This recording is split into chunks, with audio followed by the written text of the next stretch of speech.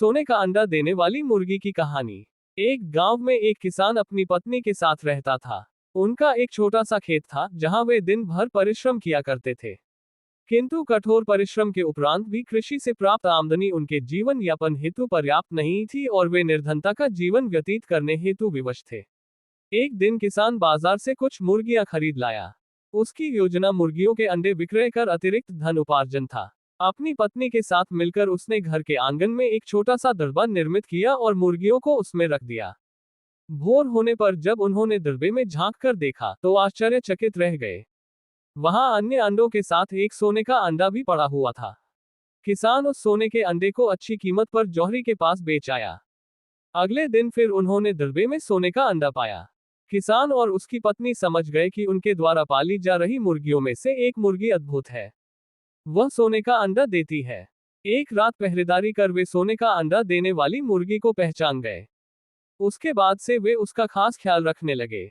उस मुर्गी से उन्हें रोज सोने का अंडा मिलने लगा। उन अंडों को बेचकर किसान कुछ ही महीनों में धनवान हो गया।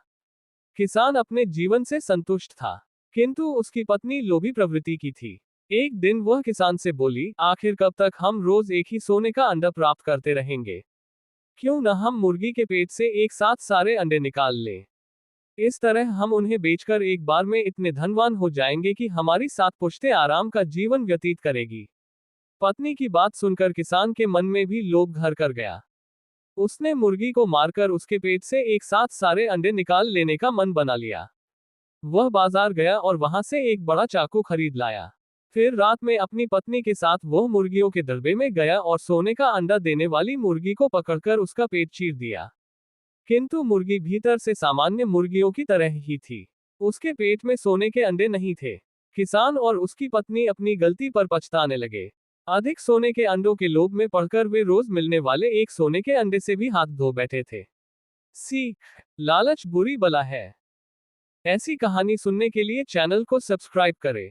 वीडियो अच्छी लगी हो तो लाइक और कमेंट करें। वीडियो देखने के लिए धन्यवाद।